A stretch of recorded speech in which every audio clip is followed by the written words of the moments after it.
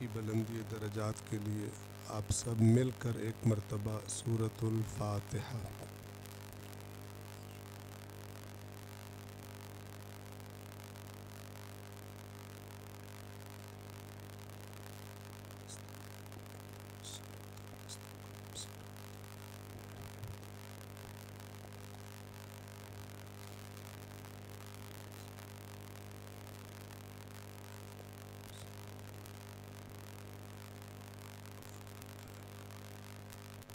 پھر صلوات پڑھیں محمد وعلی۔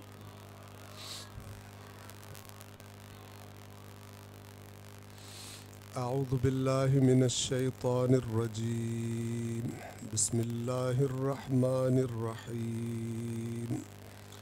الحمد للہ الذی نزل الفرقان علی عبدہ لیکون للعالمین نذیرا، والصلاة والسلام على نبيه وصفيه الذي أرسله شاهدا ومبشرا ونذيرا وداعيا إلى الله بإذنه وسراجا منيرا، وعلى أهل بيته الذين أذهب الله عنهم الرجس وطهرهم تطهيرا۔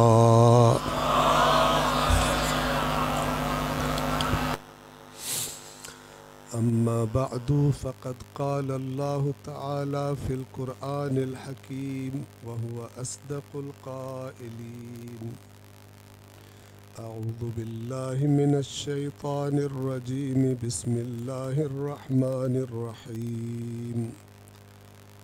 كتاب أنزلناه إليك مبارك ليدبروا آياته وليتذكر أولو الألباب، صدق الله العلي العظيم۔ صلوات پڑھیں محمد۔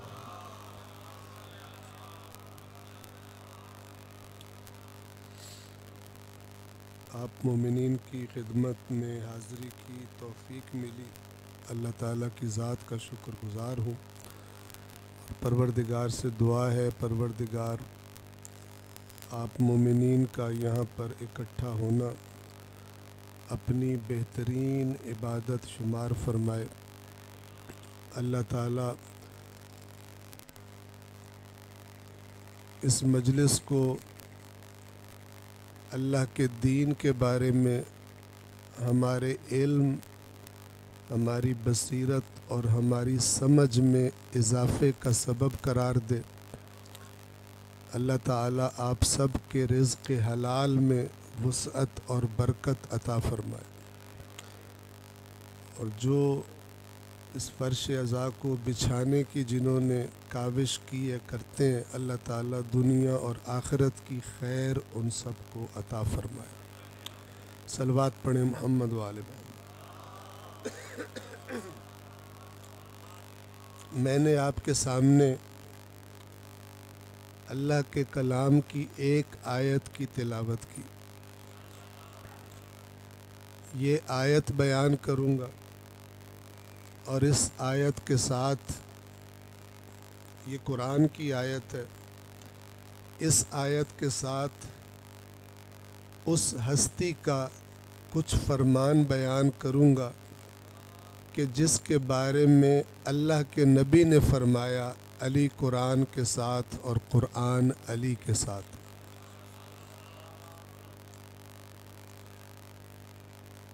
بھولا ہوا سبق ہے جو خود بھی یاد کرنا ہے اور آپ کو بھی یاد کروانا،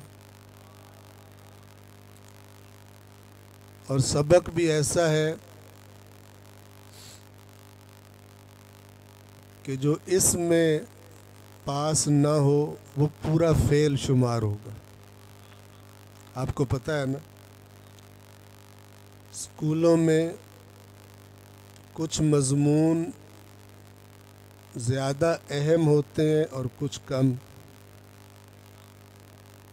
کچھ مضمون ایسے ہوتے ہیں کہ اگر بندہ ان میں فیل ہو جائے تو ایک مضمون میں فیل گنا جاتا ہے، لیکن کچھ مضمون ایسے ہوتے ہیں کہ اگر اس میں بندہ فیل ہو جائے تو اسکول والے کہتے ہیں فل فیل. کتنا؟ فل فیل. وہ میرے ذہن میں ایک بات آ گئی. ایک نالائق تھا، اسے پتا تھا میں نے فیل ہونا، تو اس نے اپنے دوست سے کہا، غور سے سن رہے ہیں نا، اس نے اپنے بیلی سے کہا کہ یار کل نتیجے کا اعلان ہونا ہے، رزلٹ اناؤنس ہونا ہے، تو میری حالت تو ہے پتلی، تو ہی جانا، اپنا رزلٹ بھی سن لینا، میرا بھی سن لینا. لیکن جب میرے گھر آئے تو مجھے بتانے کے لیے، تو میرا ابا بھی بیٹھا ہوگا، تو اگر میں ایک مضمون میں فیل ہوں تو کہنا تجھ پر ایک مسلمان کا سلام. میں سمجھ جاؤں گا بھی ایک میں فیل ہوں. اگر دو میں فیل ہوں تاکہ میرے ابے کو پتہ نہ چلے، ورنہ وہی میری چترول کرے گا. اگر میں 2 مضمونوں میں فیل ہوں تو کہنا تجھ پر 2 مسلمانوں کا سلام. تو وہ اگلے دن گیا، بابا سب میں فیل تھا، زیادہ لائق تھا، سب میں فیل تھا. اب وہ اس کے گھر آیا، اس کا ابا بھی بیٹھا ہوا تھا، تو اس نے پوچھا بھئی کسی نے مجھے سلام تو نہیں دیا؟ تو اس نے کہا تجھ پر ساری امت مسلمہ کا سلام. تجھ پر ساری امت کا سلام ہے بھائی، تو سب میں فیل. تو یہ تو میرے ذہن میں بات آ گئی، آپ بھی تھکے بیٹھے تھے، میں نے کہا سنا دوں. لیکن جو بات اصل میں آپ کو بتانی ہے وہ ایسا سبجیکٹ ہے، ایسا مضمون ہے کہ اللہ نے فرمایا جو اس میں فیل وہ فل فیل. جو اس میں فیل وہ فل فیل. اور اس مضمون کا نام ہے قرآن.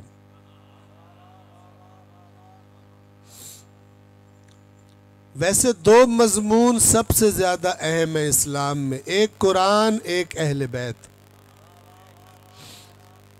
ایک قرآن، ایک، یہ تو پتہ ہے آپ سب کو، نئی بات تو نہیں ہے. جلدی جلدی سبق کی دہرائی کر لوں. کہاں سے پتہ چلا قرآن اور اہل بیت؟ اللہ کے نبی کے فرمان سے، کہ اللہ کے نبی نے فرمایا میں تمہارے درمیان 2 قیمتی چیزیں چھوڑ کے جا رہا ہوں. پہلی چیز کون سی بتائی؟ پہلی چیز سارے بولیں نا، جن کا ایمان ہے وہ بولیں.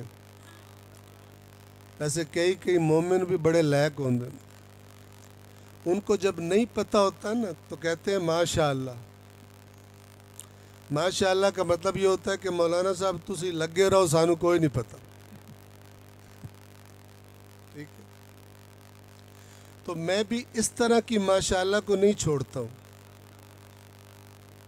اس طرح کی ماشاء اللہ کو، کیونکہ میرا فرض ہے کہ آپ لوگ اتنا قیمتی وقت، زندگی قیمتی ہے نا، ایک ہی بار، اللہ ہمیں زندگی کی قدر کی توفیق دے. تو آپ لوگ اپنا وقت نکال کر یہاں آئے بیٹھے، تو مجھ سے بھی اللہ نے پوچھنا ہے کہ تو اتنے بندیاں دا ایک گھنٹہ اپنیاں گلاں وچ گزاریا، تو تجھے اپنی تقریر چمکانے کی پڑی ہوئی تھی یا تجھے میری مخلوق کو سمجھانے کی پڑی ہوئی تھی؟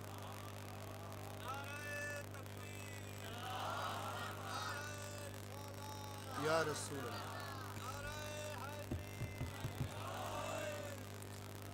تو لہٰذا میں آپ کو بات سمجھانا چاہتا ہوں. نہ مجھے نعرے سننے کا شوق ہے،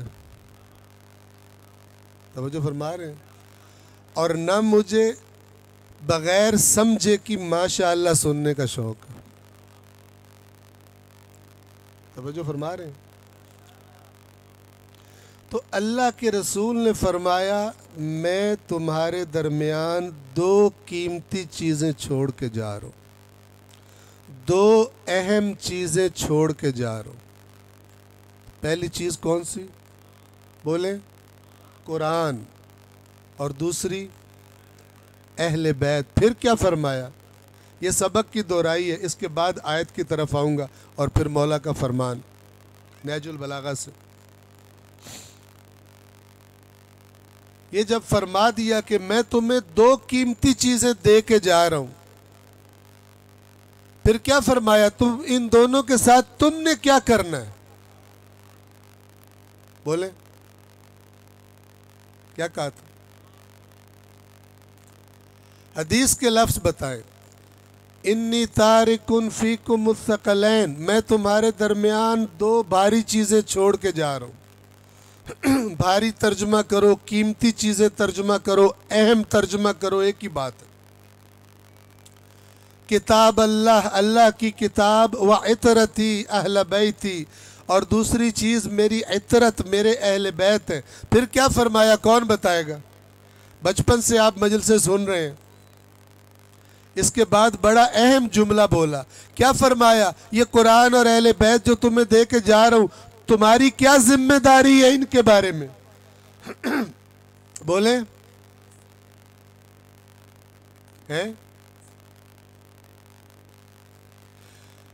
ان دونوں کے ساتھ تم نے تمسک کرنا ہے. تمسک کا کیا مطلب؟ مضبوطی سے ان کو پکڑ کے رکھنا. پکڑنے کا کیا مطلب؟ یعنی جو قرآن کہے اور جو اہل بیت کہے، ہر بات سے زیادہ ان کی بات ماننی ہے. ان کا دامن مضبوطی سے پکڑنا ہے. اب حدیث کے لفظ میں بیان کرتا ہوں. فرمایا جب تک تم نے ان دونوں سے تمسک کیا. کیا مطلب؟ دوسرے لفظوں میں، جب تک تم نے ان دونوں کا دامن مضبوطی سے پکڑے رکھا، میرے بعد کبھی گمراہ نہیں ہوگے. ایک کا دامن یا دونوں کا؟ اور ہمارا اپنے بارے میں کیا خیال ہے؟ قرآن کا دامن کس کس شعر نے مضبوطی سے پکڑا؟ اب ماشاءاللہ مٹھی ہو جائے گی. ہماری قوم کو یہاں بیٹھے بیٹھے جنت کی ٹکٹ دے دو، بڑی اونچی ماشاءاللہ کرتے، اور جب کندھوں پہ کوئی ذمہ داری ڈال دو تو بیٹری بیٹھ جاتی ہے. ماشاءاللہ اندر سے باہر نہیں آتی. مولانا کی شکل بھی پہلے اچھی لگ رہی ہوتی ہے، پھر اچھی نہیں لگتی. نہ لگے. جب اللہ کا آخری رسول فرما رہا ہے کہ میرے بعد اس بندے کی ہدایت کی ضمانت ہے جو قرآن کا دامن بھی مضبوطی سے پکڑے اور اہل بیت کا دامن بھی مضبوطی سے پکڑے، تو میرا سوال آپ سے، اگر ہم نے قرآن کے دامن کو مضبوطی سے نہیں پکڑا تو کیا پرابلم ہے؟ کیوں نہیں پکڑا؟ جی فیس بک کا دامن جب سے آئی ہے مضبوطی سے پکڑا ہوا. ٹک ٹاک کا دامن بھی مضبوطی سے پکڑا ہوا ہے. یوٹیوب کی بھی کچھ میں بڑے رہتے ہیں. آپ بھی کچھ ہی بولتے ہیں، بغل. یہ کچھ یوٹیوب کی کچھ میں بڑے رہتے ہیں، رضائی کے اندر وڑ کے کمبل کے اندر ابا اماں سمجھتے ہیں بچہ سو رہا ہے، بچہ ٹک ٹاک میں بڑا ہوتا ہے۔ اتنا شوق ہے ہمیں ان چیزوں کا، لیکن اللہ کی کتاب میں کیا لکھا ہے یہ جاننے کا شوق نہ نکیاں نو تے نہ وڈیاں نو۔ غلط کہہ رہا ہوں؟ میں بالکل صحیح کہہ رہا ہوں۔ آپ کو اچھا لگے یا آپ کو اچھا، دنیا کے سارے مولوی، دنیا کے سارے ذاکر آپ سے کہے کہ آپ حق پر ہو، آپ ہدایت پر ہو، آپ کو پتا ہو کہ اللہ کی کتاب سے میرا تعلق نہیں ہے جیسے ہونا چاہیے، سارے مولوی بھی کوڑے تھے، سارے ذاکر بھی کوڑے، سچا کوئی ہے تو وہ اللہ کا رسول ہے۔ اور اس سچے نے صرف اس بندے کی ہدایت کی ضمانت دی ہے جو قرآن اور اہل بیت دونوں کا دامن تھامے، تب تک ہدایت پر ہے جب تک تھامے رکھے۔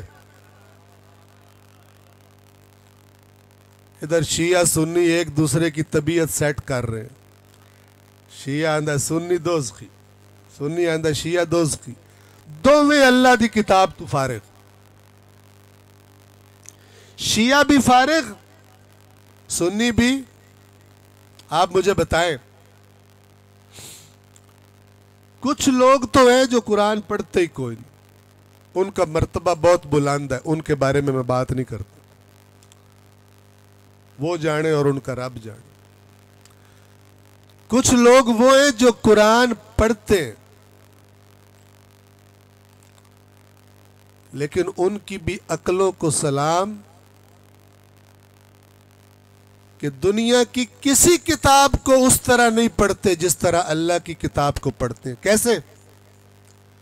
اور دنیا کی جو کتاب کھولیں گے جاننے کے لیے کھولیں گے بھی کیا لکھا ہے اس میں۔ اللہ کی کتاب کھولیں گے تو یہ خواہش ہی نہیں ہوگی کہ میں جانوں اس کے اندر کیا لکھا ہو، ثواب کا ٹوکرا بھرنے کی خواہش ہوگی۔ اللہ نے بھی بڑے ٹوکرے بھر کے رکھے ہوئے، وہ بھی قیامت کے دن کہے گا کہ میرے علم میں کون سی کمی تھی کہ تمہیں یہ تو شوق نہیں تھا کہ جانو میں نے قرآن میں کیا بات کی ہے، باقی ہر کتاب کا تمہیں بڑا شوق تھا۔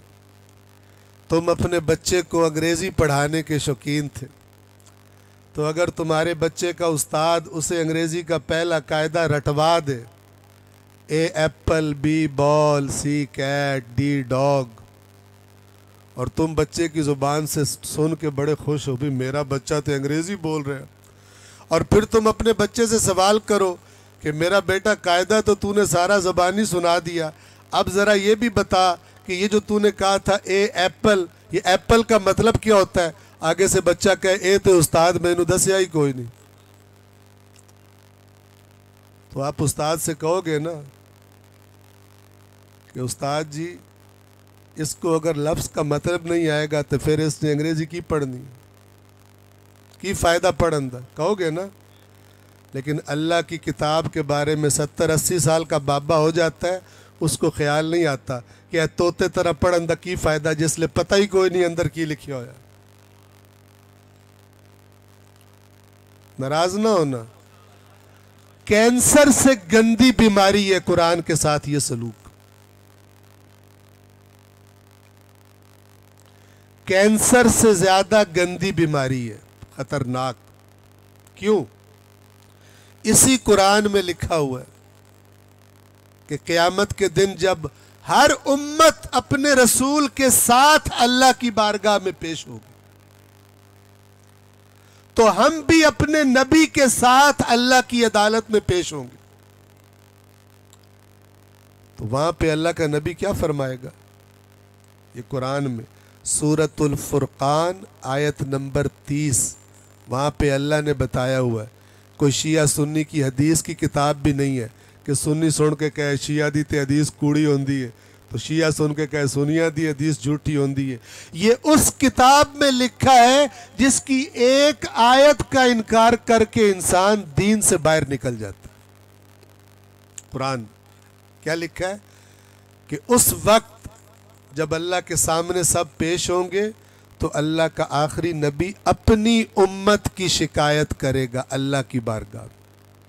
اور وہ شکایت کیا ہوگی کہ اے میرے پروردگار میری قوم نے تیرے قرآن سے دوری اختیار کر لی. یہ میری امت تیرے قرآن سے دور ہو گئی تھی.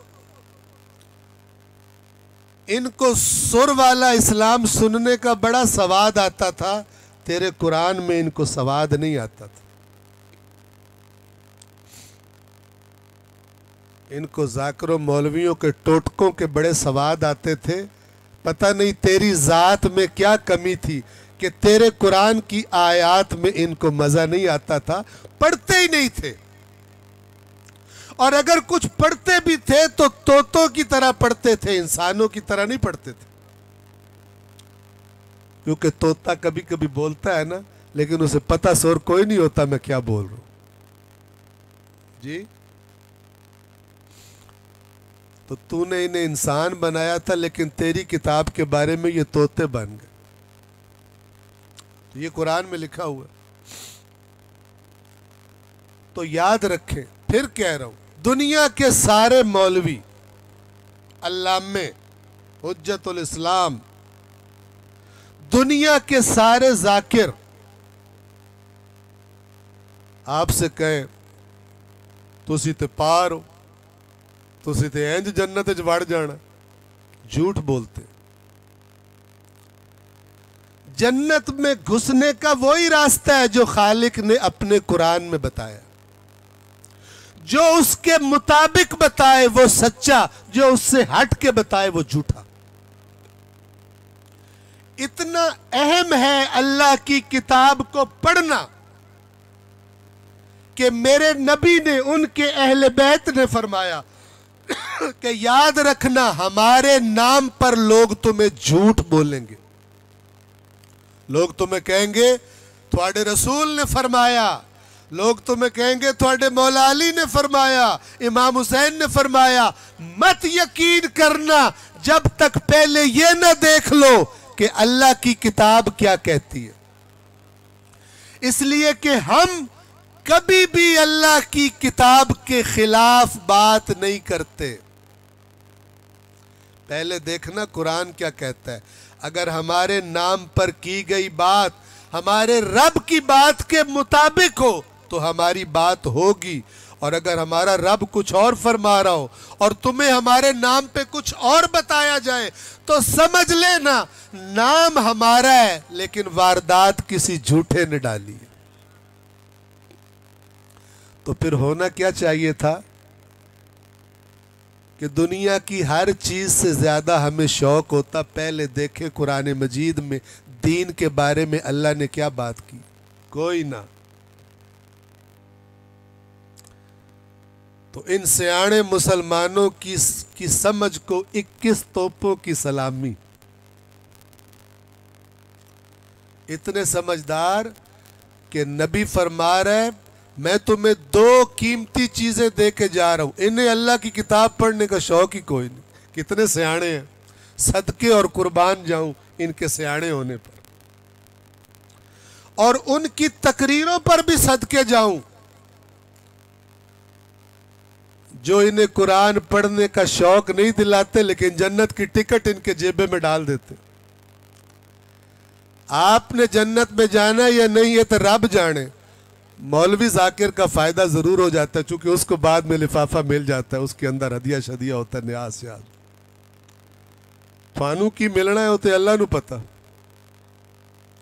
باوے کا فائدہ ضرور ہو جاتا ہے. توجہ فرما رہے ہیں. عقل مند وہ انسان ہے جو باقیوں کی بات بعد میں سنے, اپنے رسول کی بات پہلے سنے. تو جس کو رسول کی بات پر یقین ہے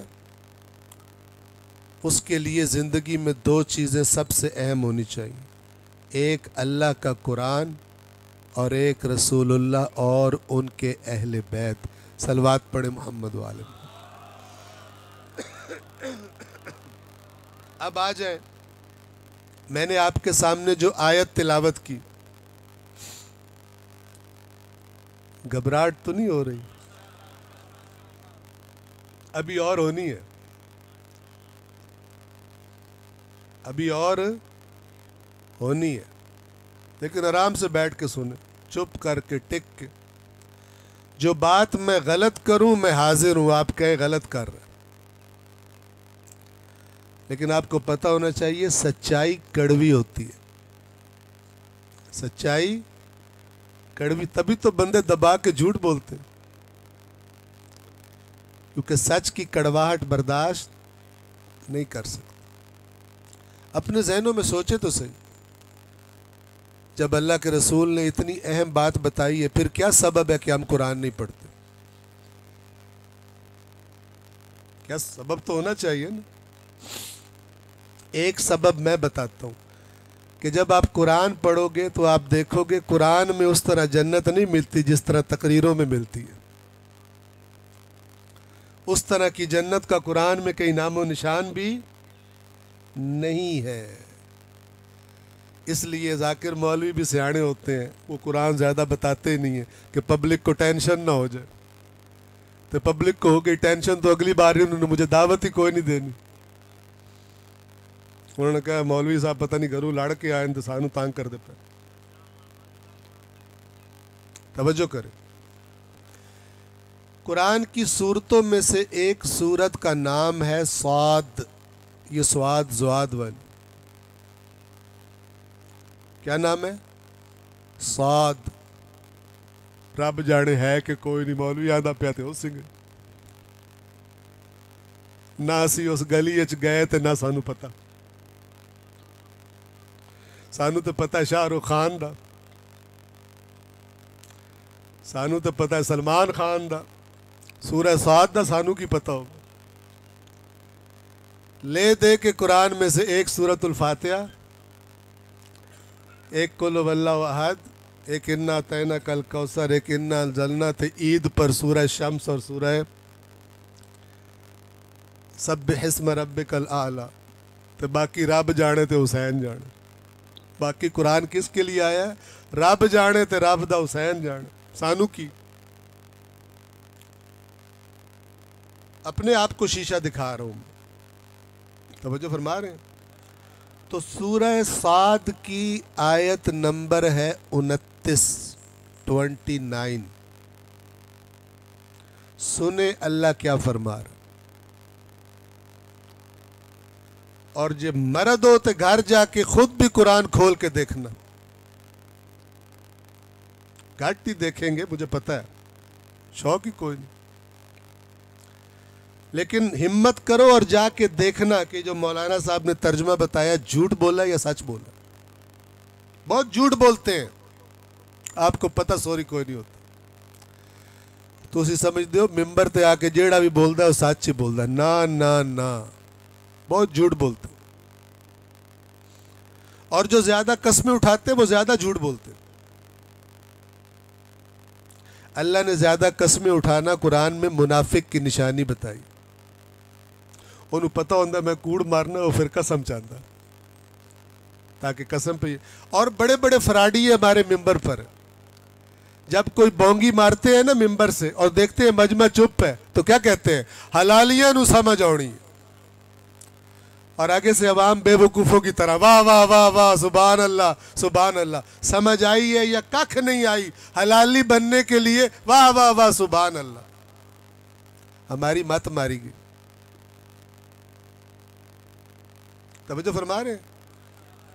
کوئی کھڑا ہو کے اسے یہ نہیں کہتا کہ یہ جو اپنے گھروں سے چل کر آئے ہیں محبت اہل بیت میں دین کا ذکر سننے، یہ دلیل ہے ان کے حلالی ہونے کی، پیسے تو لینے تیرا شک کے۔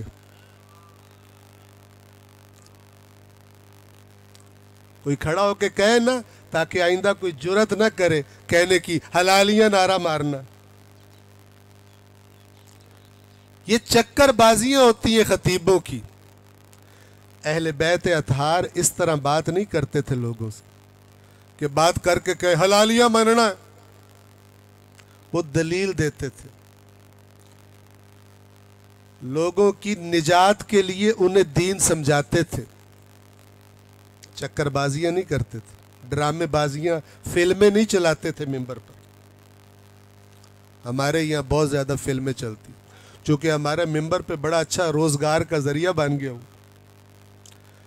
ہاتھ شات بھی چومے جاتے ہیں، بڑی عزتیں بھی ملتی ہیں اور اوپر سے پیسے بھی ملتے ہیں. اور کی چاہیے. تو آہستہ آہستہ اللہ کی کتاب غائب ہی کر دی سوائے چند آیتوں کے جن پہ نعرے لگتے. باقی آیتیں میں نے کہا رب جانے تھے حسین جانے. اب سنیں اس سورہ صاد کی آیت نمبر 29 میں اس کائنات کا خالق اپنے نبی پر قرآن نازل کرنے والا اپنے قرآن کا تعارف کروا رہا ہے کہ یہ میرا قرآن ہے کیا. اصل میں یہ بتانا چاہ رہا ہے کہ میں نے قرآن اس لیے نہیں بھیجا کہ تم چومتے رہو اس کو. میں نے قرآن اس لیے نہیں بھیجا کہ اس میں سے تویز بناؤ. میں نے قرآن کس لیے بھیجا میں تمہیں خود بتا رہا ہوں. سنیں غور سے ایک ایک لفظ. فرمایا کتاب انزلناہ الیک مبارک. کتاب یہ ایک کتاب ہے. قرآن مجید یہ ایک کتاب ہے. توجہ رکھیں. انزلناہ الیک ہم نے نازل کیا ہے اسے اے رسول آپ کی طرف. مشکل تو نہیں ہے، سمجھ آ رہی ہے نا. یہ ایک کتاب ہے. انزلناہ ہم نے نازل کیا ہے اس کو کس کی طرف؟ الیک اے رسول آپ کی طرف. مبارکن بابرکت ہے، برکتوں والی کتاب. سوال، اے پروردگار ہم نے سن لیا، اب ہمیں یہ بتا کہ یہ بابرکت کتاب جو آپ نے اپنے رسول پر نازل فرمائی ہے کس لیے نازل فرمائی ہے؟ اہم سوال ہے نا. چومنے کے لیے یا سونے سونے کپڑوں کے غلاف چڑھانے کے لیے یا جب بابا دنیا سے چلا جائے اس کی قبر پر پڑھنے کے لیے یا جہیز میں دینے کے لیے یا جب کسی کام پر جانا ہو تو نیچے سے گزرنے کے لیے یا جن پکڑنے کے لیے؟ کس لیے نازل کی ہے؟ اب اللہ کی زبان سے سن لیں، اللہ کے الفاظ میں سن لیں. پھر کہہ رہا ہوں جا کے دیکھیے گا، میں ذرا ایڈریس پتہ قریب کا بتا دوں، ٹھیک ہے نا. سورہ یاسین کا تو پتہ ہے نا. سورہ یاسین، یاسین جہاں پر ہے قرآن میں اس سے اگلی سورت کا نام ہے صافات. کیا نام ہے؟ صافات. اور صافات سے اگلی سورت یہ والی ہے صاد، تاکہ آپ کو جا کے ڈھونڈنے میں آسانی ہو جائے. ٹھیک ہے. آیت نمبر کون سی بتائیے؟ ہاں 29 زیادہ لمبی صورت نہیں ہے. یہ ایک کتاب ہے جسے ہم نے اے رسول آپ کی طرف نازل کیا، برکتوں والی. کس لیے؟ یہ لفظ نہیں بھولنا آپ نے، یہ لفظ آپ نے نہیں بھولنا. خالق کہہ رہے کس لیے نازل کی؟ فرمایا لیدبروا آیاتہ، تاکہ لوگ اس کی آیات میں غور کریں۔ کیا کریں؟ چمے نہیں، بعد میں چم بھی لے تو کوئی مسئلہ نہیں، لیکن میں نے چمنے کے لیے نازل نہیں کی، میں نے اس لیے نازل کی ہے تاکہ لوگ اس کی آیات میں کیا کریں؟ ہم کرتے ہیں؟ کرتے ہیں؟ کوئی نہیں کرتے، شوق ہی کوئی نہیں۔ ہمارے یہاں تو لوگوں کو کتے پالنے کا شوق ہو تو کتنے پیسے لگا کے کتے مہنگے مہنگے لے لیتے ہیں، اور جب کوئی بندہ کہ اتنا مہنگا کتا تو نے لیا، کہتا ہے شوق دا بولی کوئی نہیں، میرا شوق ہے۔ ہمارے معاشرے میں اب تو کم ہو گئے، کتوں کا شوق، ککڑوں کا شوق، بٹیروں کا شوق، قرآن کا شوق کوئی، فیس بک کا شوق، ٹک ٹاک کا شوق، قرآن کا شوق۔ ایسے لگتا ہے فیس بک نے جنت میں لے کے جانا ہے۔ اللہ کے نبی نے فرمایا میں اپنے بعد تمہیں فیس بک دے کے جا رہا ہوں، اس کا دامن مضبوطی سے پکڑے رکھنا، کبھی گمراہ نہیں ہوگے۔ سبحان اللہ۔ لگتا تو ایسے ہی ہے کہ اللہ کے نبی نے قرآن کا نہیں ٹک ٹاک کا کہا تھا۔ آپ کی توجہ کروانے کے لیے کہہ رہا ہوں، اور جو بات آپ سے کہہ رہا ہوں پوری ذمہ داری کے ساتھ کہہ رہا ہوں۔ خالق تعارف کروا رہا ہے، یہ کتاب میں نے نازل ہی اس لیے کی ہے تاکہ لوگ اس کی آیات میں غور کریں، اور ہم کوئی نہیں کرتے۔ کتنے سیانے ہیں؟ وَلِيَتَذَكَّرَ أُولُو الْأَلْبَابِ، تاکہ لوگ اس کی آیات میں غور کریں اور عقل والے نصیحت حاصل کریں۔ عقل والے کیا کریں؟ یعنی ان کے رب نے جو انہیں نصیحت کی ہے کہ میں کن باتوں سے خوش ہوتا ہوں اور کن سے ناراض ہوتا ہوں، جنہیں میں نے عقل دی ہے وہ اس کی آیات میں غور کریں اور اس غور کے نتیجے میں نصیحت حاصل کریں۔ یہ قرآن کا تعارف ہے جو خالق نے خود کروایا، لیکن ہم نے کیا جواب دیا اپنے عمل سے؟ اسی نہیں کر دے، ساڑھی مرضی۔ پروردگار تو نے اتنا زور دیا کہ اس قرآن میں غور کرو، ہم نہیں کرتے، ہماری مرضی۔ تیرے رسول نے زور دیا، ہم پھر بھی نہیں کرتے، ہماری مرضی۔ کروا کے دکھا ہم سے۔ یہ ہمارا عمل پکار کے کہہ رہے اللہ کو، زبانیں تو نہیں کہتی نا۔ اللہ بھی زبان کی گواہی مانتا ہی نہیں ہے جب تک عمل اس کے ساتھ موجود نہ ہو۔ توجہ فرما رہے ہیں؟ آپ کا ہو کوئی نوکر، آپ کا ہو کوئی، فرض کریں نوکر ہو، آپ کو دیکھتے ہی کہے جو تھوڑا حکم میرے سر آنکھوں پر، میں آپ پہ قربان، میں آپ پہ صدقے۔ آپ کہیں اچھا مجھے پیاس لگی ہے پانی پلا، پانی پلانے نہ جائے، پھر کہے میں آپ پہ صدقے، میں آپ پہ قربان، آپ کا حکم سر آنکھوں پہ۔ آپ کہیں یار میں نے سن لیا ہے، میں کہہ رہا ہوں مجھے پیاس لگی ہے پانی پلا، آپ پر صدقے، آپ کے کپڑے کتنے اچھے ہیں۔ یہ مولا علی کو بھی کچھ لوگ یوں ہی کرتے ہیں۔ مولا علی کو، مولا علی حق، نعرہ حیدری یا علی، مولا علی کہتے جھوٹ نہیں بولنا، میں نے بولنا ہے، لیکن علی بھی حق ہے، جھوٹ بھی نہیں چھوڑنا، علی بھی حق ہے۔ علی کہتا ہے حرام نہ کھا، کہتا ہے میں نے کھانا ہے، لیکن علی حق ہے۔ اس کو مومن نہیں، اس کو منافق کہتے ہیں شریعت میں۔ آپ کا ملازم اگر 2 سے 3 بار یہ حرکت کرے، آپ چنڈ ماریں گے اس کے منہ پر، آپ کہیں گے دفع ہو جا، تو میرا نوکر ہے یا میرا مذاق اڑا رہا ہے؟ میں کہہ رہا ہوں پانی لا، تو کہتا ہے میں صدقے جاؤں آپ پر۔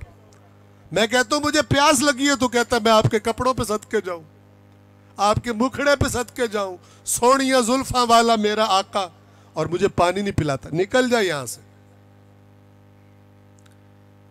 یہ تقریروں میں فضائل سن کے واہ واہ کرنا اور بار جا کے علی کی نہ ماننا، یہ منافقت کی علامت ہے، یہ ایمان کی علامت نہیں ہے۔ اب سنیں، آیت میں نے آپ کو سنا دی۔ اب اسی مولا کا جس کا نام ہے علی علیہ السلام، ان کا ایک خطبہ سن لیں۔ اس کا نمبر ہے 174 174 اور کتاب کا نام ہے نیج البلاغہ، جیڑی پڑھ پڑھ کے اسی تھکے پہ ہیں۔ جو قرآن کا اشر ہے نیج البلاغہ کا بھی وہی کیا ہوا ہے۔ مولا علی بڑا پیارا ہے، لیکن مولا علی کی کلام پڑھنے کا کوئی شوق نہیں۔ کتنے سیانے ہیں، بہت سیانے ہیں۔ اب سنیں، خطبہ نمبر 174 174 نیج البلاغہ۔ علی علیہ السلام اللہ کی کتاب کے فضائل سنا رہے ہیں۔ تو جو علی کو اپنا امام مانتا ہے وہ پھر صرف یہ نہ کہ واہ واہ مولا کتنا سونا خطبہ دیتا ہے، میں صدقے، اور قرآن کی طرف منہ بھی نہ کرے، صرف صدقے باری کر کے ہی اپنا ٹائم پورا کر لو۔ سنیں، فرماتے ہیں وَاعْلَمُوا، وقت نہیں ہے لہذا میں جلدی جلدی پڑھ کے سناؤں، خطبہ لمبا ہے، جتنا ہو سکا۔ 1 بجے مجھے تمام کرنا ہے، انہوں نے کہا نماز کا وقفہ ہوگا۔ وَاعْلَمُوا، اور جان لو، اس بات کو جان لو، ان هذا القرآن هو الناصح الذي لا يغش، اے لوگو جان لو کہ یہ قرآن ایسا نصیحت کرنے والا ہے جو دھوکہ نہیں دیتا۔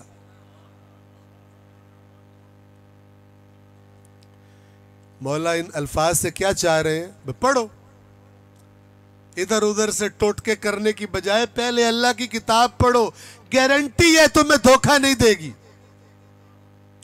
یہ وہ نصیحت کرنے والا ہے لا یغش، جو دھوکہ نہیں دیتا۔ والہادی الذی لا یضل، اور یہ قرآن ایسا ہدایت کرنے والا ہے جو گمراہ نہیں کرتا۔ مولانا حیدر نقوی صاحب کر سکتے ہیں گمراہ، قرآن گمراہ نہیں کرتا۔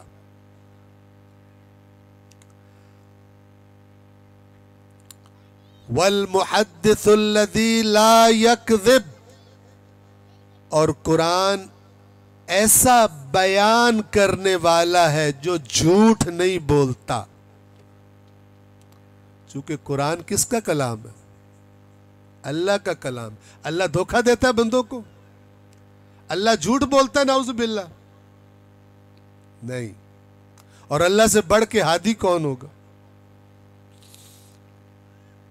سنتے جائیں، وَمَا جَالَسَ هَذَا الْقُرْآنَ أَحَدٌ إِلَّا قَامَ عَنْهُ بِزِيَادَةٍ أَوْ نُقْصَانٍ، اور جو بھی اس قرآن کے پاس بیٹھتا ہے جب اٹھتا ہے تو یا ایک چیز کم کر کے اور یا ایک چیز زیادہ کر کے اٹھتا ہے۔ جو بھی قرآن کے پاس بیٹھتا ہے، بیٹھنے سے مراد یہ نہیں ہے کہ قرآن پڑھا ہو تو ساتھ جا کے بیٹھ جاؤ، سیلفی کھچوا لو، نہ، یعنی جیسے ایک دوست کے ساتھ بندہ بیٹھتا ہے، اس سے بات چیت کرتا ہے، تو جو بھی اس قرآن کے ساتھ بیٹھتا ہے جب جاتا ہے اٹھ کر تو یا ایک چیز کم ہو جاتی ہے اس کی یا ایک چیز زیادہ ہو جاتی ہے۔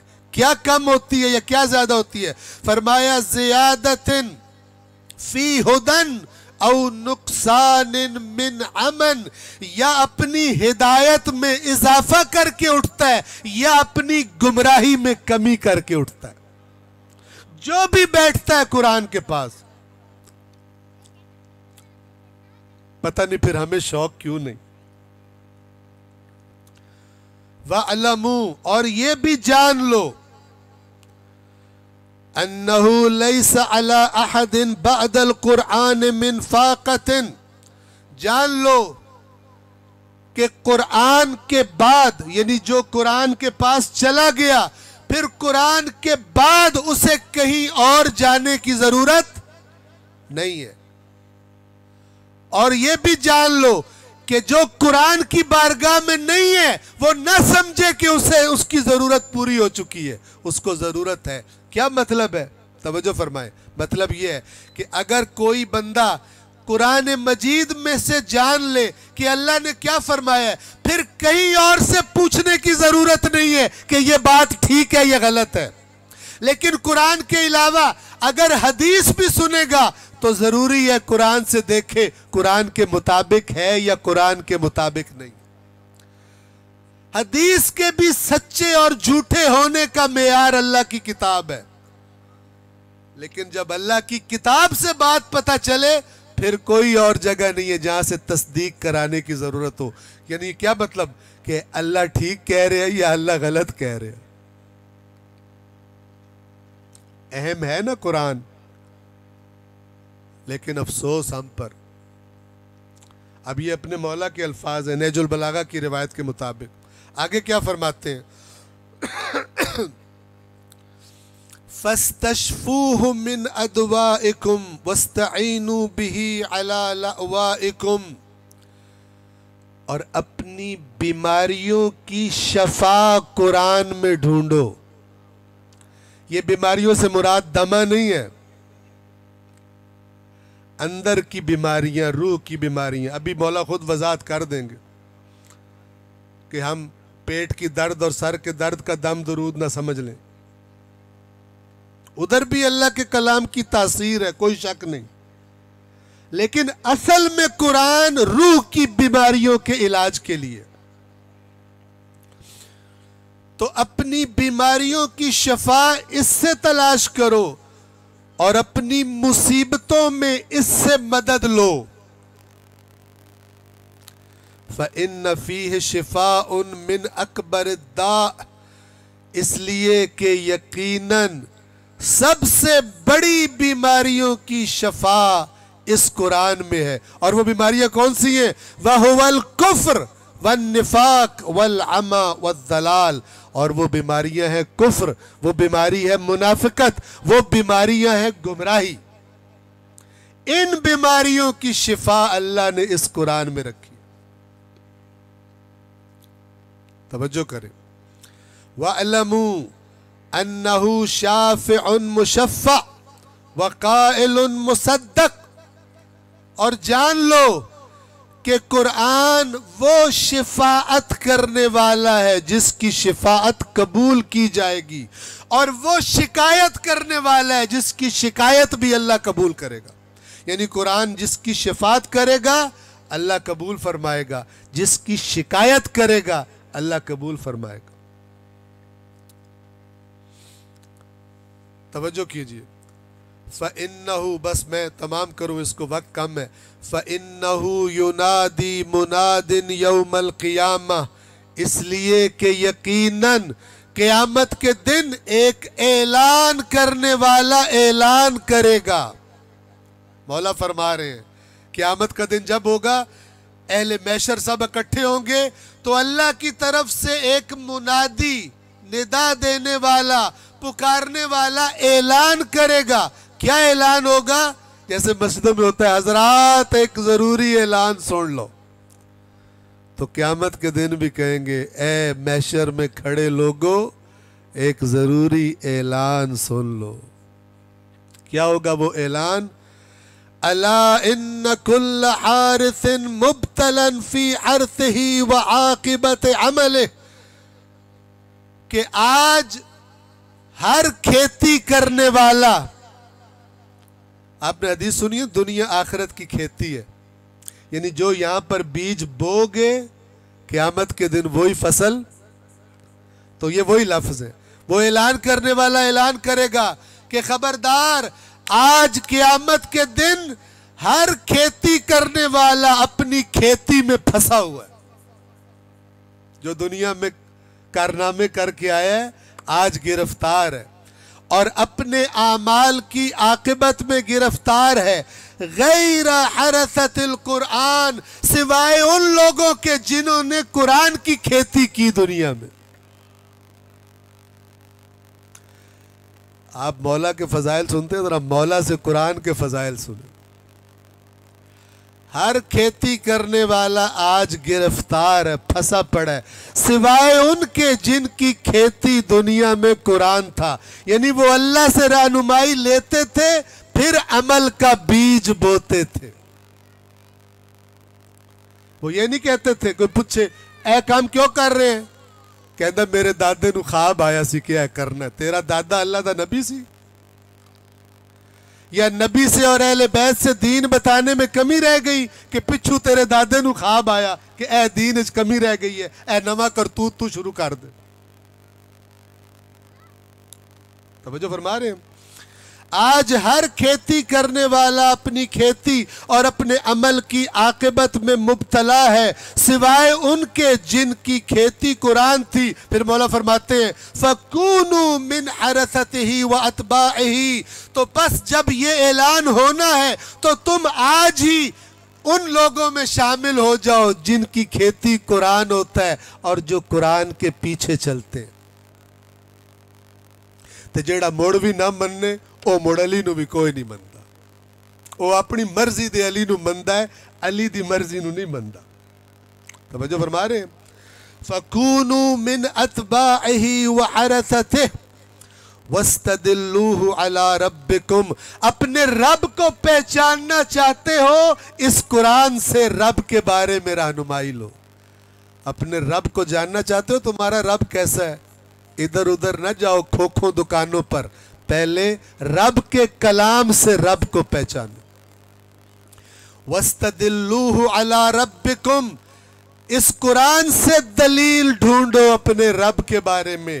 وَاسْتَنْصِحُوهُ عَلَىٰ أَنفُسِكُمْ، اور یہ جو تمہارے نفس تمہیں خرابیوں کی طرف لے کر جاتے ہیں، ان کے مقابلے میں قرآن سے نصیحت طلب کرو۔ وَاتَّهِمُوا عَلَيْهِ آرَاءَكُمْ، اور جو تم نے نظریات بنا لیے ہیں، جو تم نے عقیدے بنا لیے ہیں، ان کو اللہ کی کتاب کے سامنے پیش کرو۔ اور اگر تم دیکھو کتاب خدا کچھ اور بتا رہی ہے تو تمہارا عقیدہ کچھ اور ہے، تو اپنے عقیدے کو غلط سمجھو، اللہ کی کتاب پر تہمت نہ لگانا۔ اپنے عقیدوں کو اللہ کی کتاب سے ٹھیک کرو۔ وَاسْتَغِشُّوا فِيهِ أَهْوَاءَكُمْ، اور جو تمہاری خواہشات تمہیں اللہ کی نافرمانیاں کراتی ہیں، اس قرآن کے ذریعے اپنی خواہشات کو دھوکہ دو، قبل اس کے کہ وہ تمہیں دھوکہ دے دے، تم اس قرآن کے ذریعے دھوکہ دو۔ کیسے بھلا؟ کہ تمہاری خواہش کہہ رہی ہے یہ کام کر لو بڑا مزیدار ہے، تم کو نہیں، یہ دنیا آزمائش کے لیے اللہ نے بنائی ہے، موجیں کرنے والی جگہ جنت ہے، یہاں پر میں رب کی مانوں گا، تیری نہیں مانوں گا، یہاں پر صبر کروں گا تاکہ اس جگہ پہنچ جاؤں جہاں اللہ فرماتا ہے نہ کوئی خوف ہوگا نہ کوئی غم ہوگا، اور جو وہ چاہیں گے اللہ ان کو عطا کرے گا۔ صلوات پڑھ دے محمد و آل محمد۔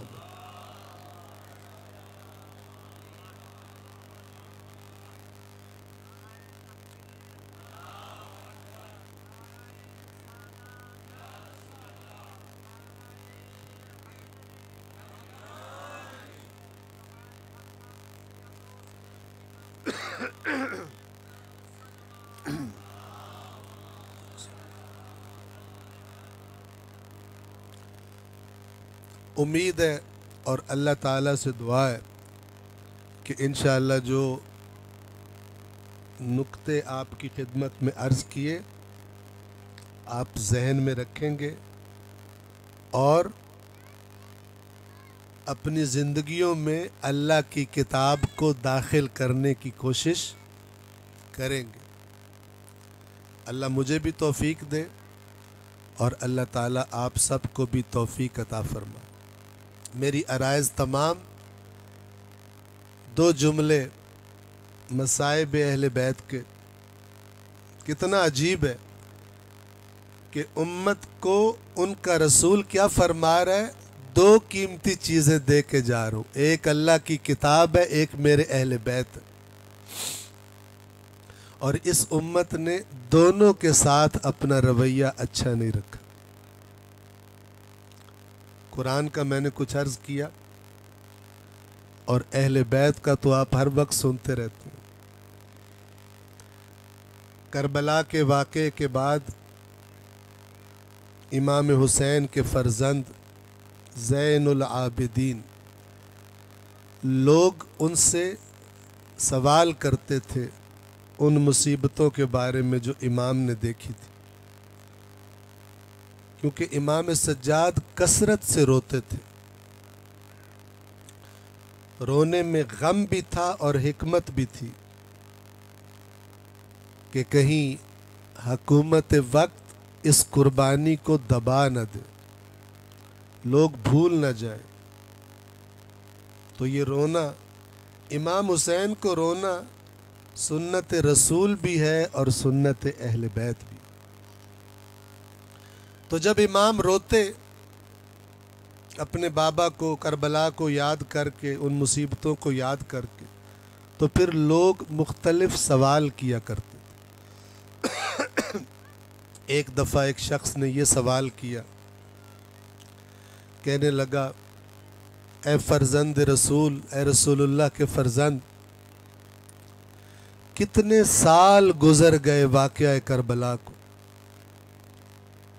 لیکن آپ اس طرح روتے ہیں جیسے کل کربلا ہوئی ہو۔ لوگوں کے غم پرانے ہو جاتے ہیں، آپ کو ایسا کون سا غم ہے جو پرانا نہیں ہوتا؟ آپ جب بھی گریہ کرتے ہیں لگتا ہے ابھی ابھی آپ کے بابا کو شہید کیا گیا۔ آپ کا غم پرانا کیوں نہیں ہوتا؟ تو امام سجاد جواب میں فرماتے ہیں، اے سوال کرنے والے، جا کر اللہ کی کتاب کو پڑھ، سورہ یوسف کی تلاوت کر۔ ایک باپ تھا جس کا نام تھا یعقوب، اس کا ایک بیٹا تھا جس کا نام تھا یوسف۔ یوسف ابھی دنیا سے گیا نہیں تھا، صرف باپ سے دور تھا، جدا تھا۔ اس کے غم میں اتنا رویا، باپ کی آنکھوں کی بینائی چلی گئی، اور میرے تو کتنے ہی یوسف میرے سامنے ذبح کر دیے گئے، اور تو مجھ سے کہتا ہے کہ میرا غم کیوں پرانا نہیں ہوتا؟ ایک اور شخص نے سوال کیا، بس یہ ایک جملہ سن لے، زحمت تمام۔ ایک اور شخص نے سوال کیا، فرمایا، اے فرزند رسول، سوال کیا، اے فرزند رسول، آپ کے بابا نے اللہ کی راہ میں اتنی بڑی قربانی دی، یہ تو آپ کے جد نے ہی سکھایا تھا، یہ تو آپ کے خاندان کے لیے فخر کی بات ہے، پھر آپ اتنا روتے کیوں ہیں؟ میرے مولا نے آنکھوں میں آنسو بھر کے جواب دیا کہ اے سوال کرنے والے، بے شک تو نے سچ کہا کہ اللہ کی راہ میں سب کچھ قربان کر دینا، بڑی سے بڑی مصیبتیں برداشت کرنا، یہ ہمارے خاندان کی رسم ہے، یہ ہمارے خاندان کے لیے باعث فخر ہے، لیکن تو نے پورا انصاف نہیں کیا۔ ذرا میرے سوال کا بھی جواب دے کہ یہ تو برحق ہے کہ اللہ کی راہ میں سب کچھ قربان کر دیا جائے، لیکن مجھے یہ تو بتا، کیا یہ بھی ہمارے خاندان کی رسم تھی کہ علی اور بطول کی بیٹیاں ہوں، بے مکنا و چادر ہو، کبھی کوفہ کے دربار اور بازار ہو، کبھی شام کے دربار اور بازار ہو، اور حرم رسول بے مکنا و چادر لوگوں کے سامنے تماشا بنایا جائے؟ کیا یہ بھی ہمارے خاندان کی رسم تھی؟ الا لعنت اللہ علی القوم الظالمین وسيعلم الذين ظلموا أي منقلب ينقلبون۔ پروردگار بحق قرآن کریم و بحق محمد و آل محمد، اس مجلس عزا کو، اس ذکر کو اپنی بارگاہ میں قبول فرما۔ جن مرحومین کے ایصال ثواب کے لیے اس مجلس کا انعقاد کیا گیا، پروردگار اپنی خصوصی رحمتوں میں ان کو جگہ عطا فرما۔ پروردگار تمام مومنین جنہوں نے فرش عزا پر شرکت فرمائی، دنیا و آخرت کی خیر اور فلاح انہیں عطا فرما۔ پروردگار ہمیں اپنی زندگیاں تیری کتاب اور تیرے رسول اور ان کے اہل بیت سے تمسک کے سائے میں گزارنے کی توفیق عطا فرما۔